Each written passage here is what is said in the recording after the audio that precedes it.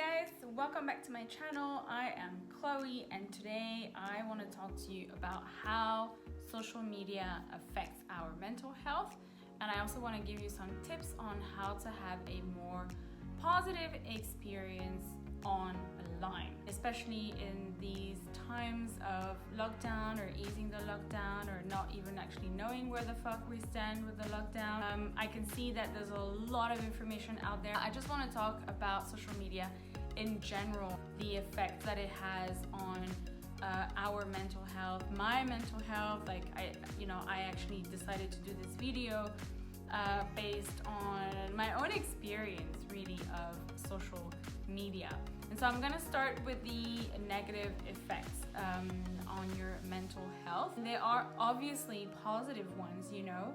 Here we go. I've got 3 main negative effects. Anxiety. This is mostly relevant to teenagers, but to be very honest, like I'm not a teenager anymore and I still experience this. It's basically all about the likes and the followers. If you post something that you thought was really cool and then you end up having 5 likes on it, then your whole world crumbles down and you think that you're useless and that people don't love you because they haven't given you more likes. People are waiting for likes and followers to actually validate their own sense of self.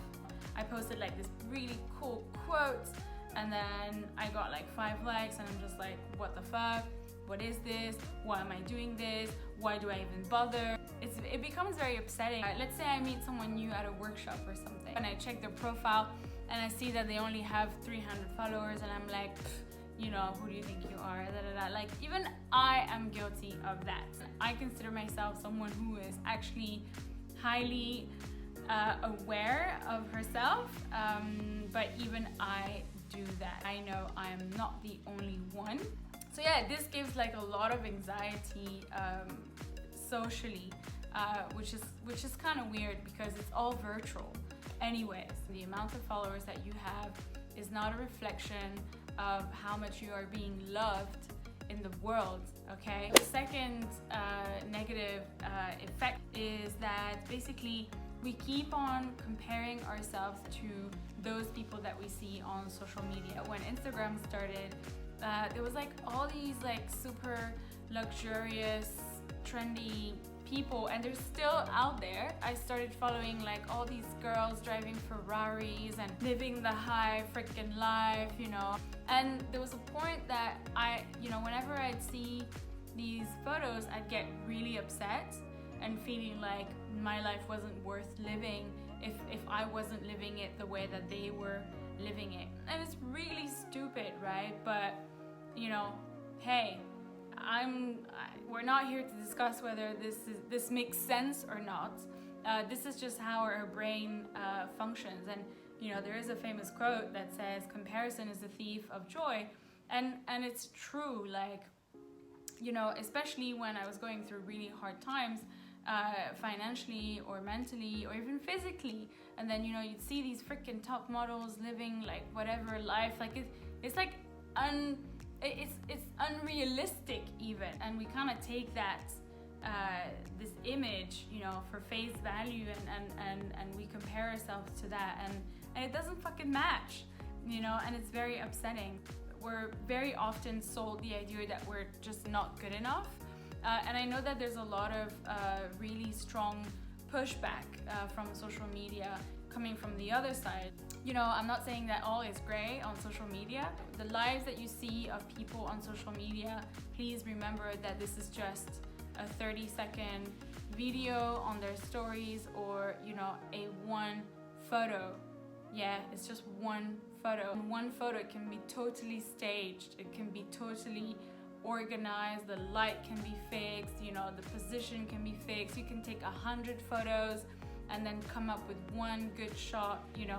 Hey, I do this. You guys should not think that this is just how my life is, like fucking perfect, like bam, one click, one photo. It's not like that. So there's a lot of people claiming to be some sort of expert. Like, you would be so surprised. Bring things back to to reality, you know, like what is the reality? You know, you say you got this, you did this. I'm not saying that they're absolute shit, you know, they have something to give, they have some value, but there's a lot of hype that is being created. All of that is just, is PR. That is basically it. Don't be fooled, okay? The third negative effect on people's mental health is this kind of like major overwhelm, you know, like content fatigue. Obviously right now we're in lockdown, and with this whole coronavirus thing, like we're having so much information. You should be educated enough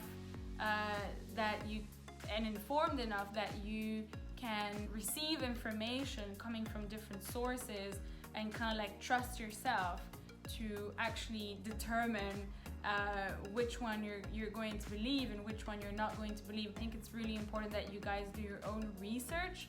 And it's almost like media now has also become some sort of social media, which is quite weird. A lot of people have lost the ability to question, not in a rebellious way, but just for the sake of knowing the truth. Enough with the negative. I want to give you a couple tips on how to have a more positive experience during your social media interaction.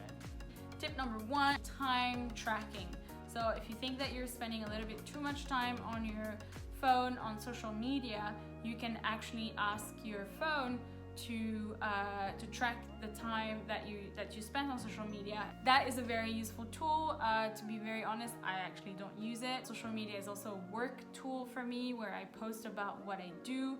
It's a business tool for me, and so yes, I do spend quite a lot of time on social media.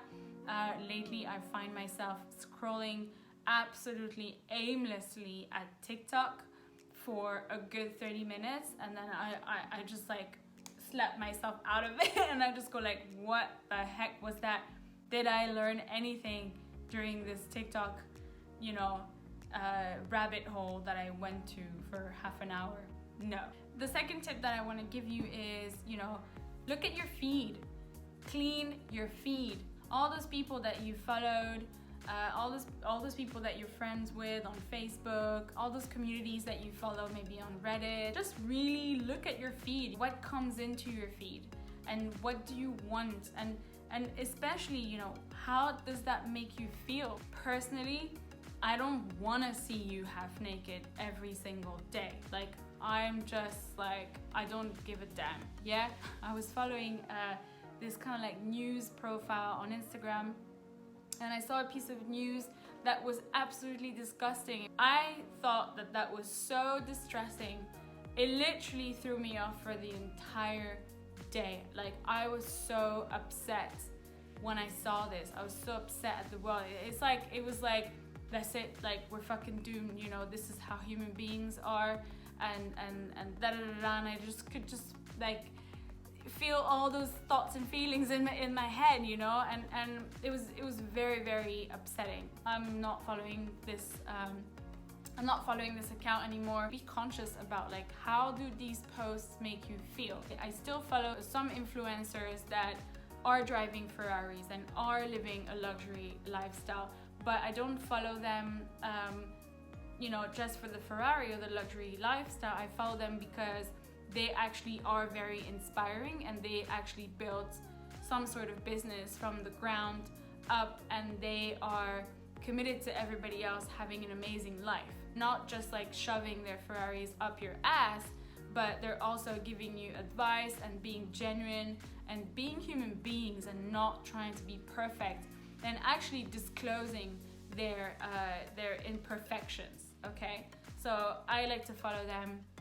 Another tip that I want to give you is that, you know, find your crowd. If you're passionate about horse riding, find horse riding profiles. I mean, that's kind of like obvious, right? There's actually so many amazing communities on social media that are actually so helpful and inspiring, and I want you to also understand that behind every social media profile there is actually a real person, which comes to my last tip, which is, you know, interact with those people that you actually enjoy seeing on social media. If you want to ask them a question, if you just want to say hey, if you just want to congratulate them on whatever it is that they've created, like really do so, because I'm using social media as a business tool for spreading out my message on empowering women to live amazing freaking lives and finding their purpose and living their dreams.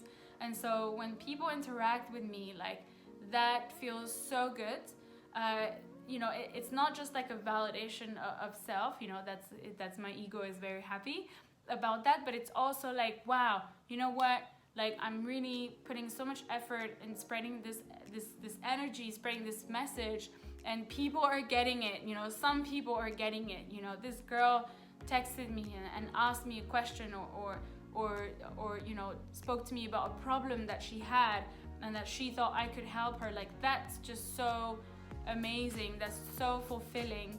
You know, and you know, and on the other side, like, for you, for the user, it gives you access to people who have so much information, who have had so many different experiences. You can actually create pretty awesome social media friendships, created collaborations with other women that I found on Instagram that I thought were super cool. That's where social media is super, super valuable. However, please remain vigilant about your own mental health. I am a real person behind this camera, and I would absolutely love to receive your questions and comments and whatnot. Subscribe for more videos. Please support my adventurous endeavor of a really cool, awesome, and really real and raw YouTube channel. I'm very good at talking about topics that nobody else wants to talk about. So if you have a touchy topic that you want to talk about, then feel free to let me know. Thank you for listening. Remember, this channel is for you guys. Like, whatever it is that you want to see in this channel, please let me know so I can bring you good vibes and things that you actually enjoy watching. See you soon.